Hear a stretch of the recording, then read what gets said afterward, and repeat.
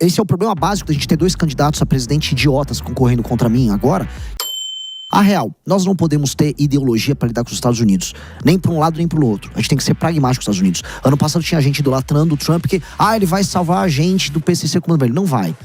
Ao mesmo tempo, tá acontecendo agora esse tarifaço, agora vamos xingar o cara. A real, a política, ela tem que ser muito pragmática, muito concreta no que você vai fazer. Eu queria só reforçar o seguinte, alguns produtos não estão na lista e são exatamente, por coincidência ou não, os produtos que fazem muita diferença no dia a dia americano, na política, na rotina. Como eu disse, as aeronaves, né? O Brasil tem a excelência da Embraer, as autopeças de aviação, o café, o chá, as carnes sofisticadas e selecionadas, fertilizantes, terras raras, minerais, magnésio, farmacêuticos, magnésio. Estamos falando de minerais, né? Então, Jess, é muito oportuna essa lista, né? No entanto, vários produtos ligados à nossa vida também econômica serão taxados. 25% não é qualquer coisa. Então, o que o processo acontece agora? O Brasil tem um tempo de resposta e, após isso, vem ou não a efetivação dessa tarifa que exclui vários produtos que são fundamentais para os Estados Unidos. E o porquê disso é óbvio e evidente e relembra a todos os brasileiros qual é o país que você precisa defender. O seu. Os Estados Unidos, ao viabilizarem essas investigações, colocarem essa questão das práticas desleais, eles sempre têm como ponto principal o interesse próprio desses países. Isso também se dá no enquadramento das organizações criminosas como terroristas, isso também se dá na política fiscal deles. É por isso que sempre que você acha que os Estados Unidos, eles estão agindo em prol do seu país, você provavelmente está errado. Eles têm interesses próprios, eles têm pautas próprias e o primeiro lugar para eles, como diz o lema de Donald Trump, é a América, os Estados Unidos em primeiro lugar. Porém, eu queria repercutir uma frase do Renan Santos aqui no Sofá. O que fala no sofá não fica no sofá, ecoa pelo mundo. Você disse que a cada semana o Trump ajuda um amigo, agora ajudou o amigo Lula. Você concorda com o Renan? Eu não acho que tenha ajudado a figura do Lula, né? É algo problemático para o Brasil como um todo. Só que veja, o Flávio foi aos Estados Unidos na semana passada e nessa questão do enquadramento das facções criminosas como terroristas, ele se vangloriou dizendo que a responsabilidade teria sido dele, mesmo a gente sabendo que não. E agora eu quero ver se ele vai querer os louros negativos dessa taxação. Muito provavelmente não. O que mostra que o Donald Trump não está tentando ajudar ninguém, né? A ideia é que ajude os Estados Unidos acima de tudo, como a Jess trouxe aqui. É a preocupação Estados Unidos em primeiro, segundo, terceiro, quarto e quinto lugar. Se sobrar tempo, ainda vai pensar nos Estados Unidos. Pouco a importância para nós. Mas para a indústria brasileira, isso é pesado, Matheus. Isso aí não é um joguinho político apenas. Faz diferença. Quem tem uma linha de exportação aí... Enfim, a gente citou alguns produtos que estão fora, mas eu posso citar uma lista enorme de outros produtos que vão sofrer bastante com essa sanção de tarifa. Entre eles, aço e alumínio, né? São duas indústrias muito grandes no Brasil. Inclusive, os Estados Unidos ainda é o maior comprador de aço do Brasil. Praticamente representa 50% das compras que são realizadas. O alumínio um pouco menor, mas também muito relevante. E lembremos que, infelizmente, nós somos um país com pouco valor agregado, né? O que significa isso? A gente pega muito produto bruto e manda ele para fora sem quase nenhum processamento.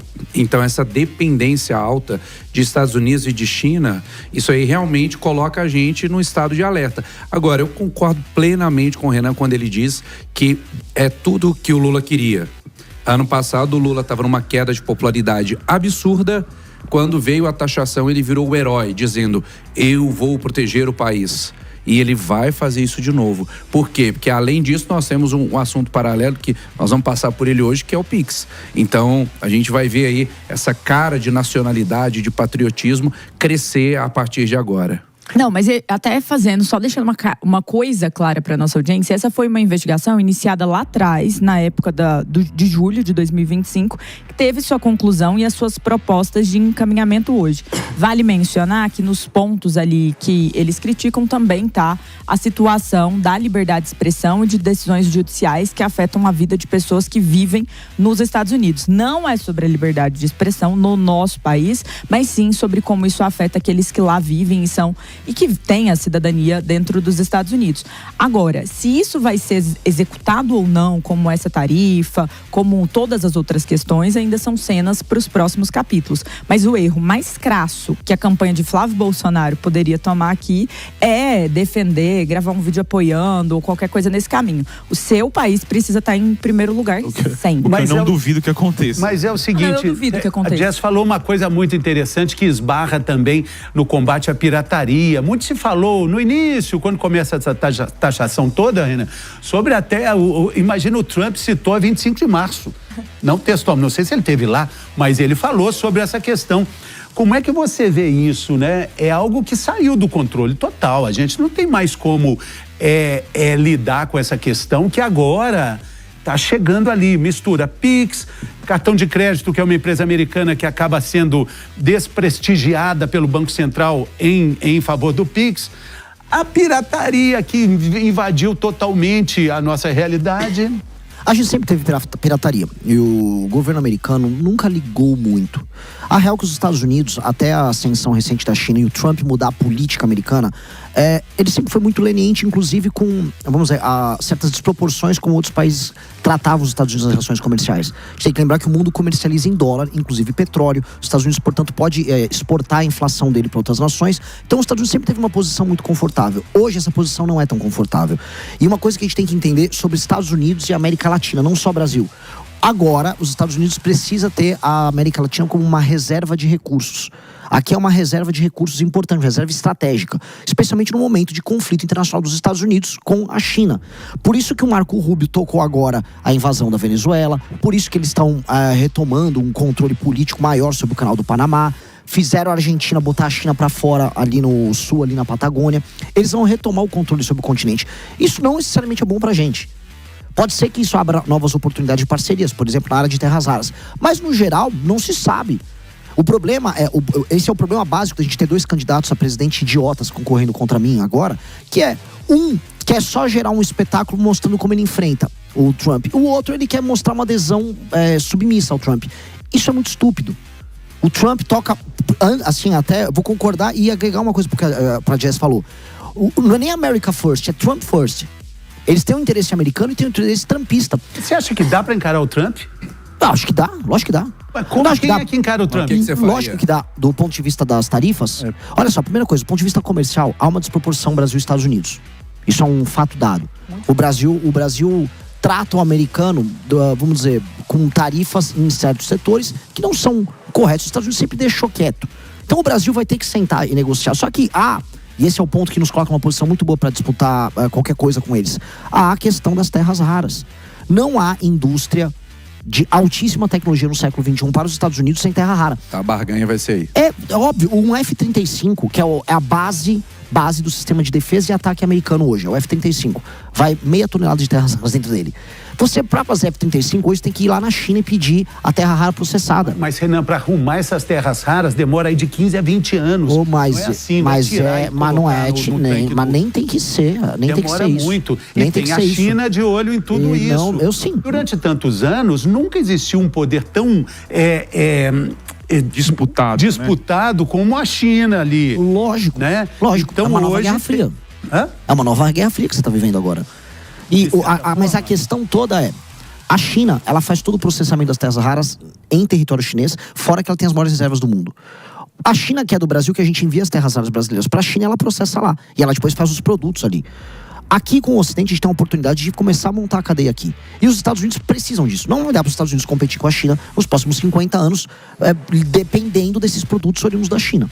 Eles vão depender da gente. Por isso que a gente tem que estar uma posição boa para barganhar. Então, posição boa para barganhar, barganha política, isso sempre tem vez e voz, né, numa campanha para presidente. E aí tem a questão das organizações criminosas também, né? Aí é outra história que precisa ser conversada, né? O que você falaria? Como é que você se posicionaria com relação a tudo isso? Comando Vermelho e PCC são organizações criminosas ou não? Não, eles são... Terroristas, né? Terroristas, me desculpe. Cara, a gente pode fazer uma equiparação ao terror. Eu gosto de falar nos termos do direito penal do inimigo, que é tratar ele como inimigo, como um ente anômalo. Então, para você, tá tudo certo. Sim, mas tá tudo certo no sentido de que é uma... Flávio, o amigo Flávio ajudou, então. Não, de forma alguma. Primeiro que não foi o Flávio que tem mérito nisso, e segundo que isso não vai alterar o combate ao crime organizado de maneira substancial no Brasil. A gente pode ter, por exemplo, uma cooperação para pegar a lavagem de dinheiro oriunda das exportações de droga do PCC que vão para fora. Isso acontece. Agora, para pegar essas facções, nós vamos ter que utilizar as polícias do Brasil, a gente vai ter que usar o COAF no Brasil, a gente vai ter que usar a ABIN, vamos ter que usar a Polícia Federal. É o aparato brasileiro que vai fazer isso. O problema, e isso que irrita, é que as pessoas estão a fim de ouvir historinha, conto da carochinha. Então, olha só, o Trump vai vir resolver. Aí as pessoas imaginam o quê? Que o Trump vai vir com uns aviões, vão bombardear a Rocinha? Que conversa mole! Essa simplificação burra que engana as pessoas. E as pessoas são levadas a erro e acham, pronto, o Trump vai me salvar. Não vai te salvar. Não vai te salvar. Ainda mais um Flávio Bolsonaro que anda com gente do Comando Vermelho. Ele anda com esses caras. O Bacelar, que era o parceiro dele, é do Comando Vermelho. Se você gostou do nosso conteúdo, não esqueça de deixar o like e se inscrever no canal. Até o próximo vídeo.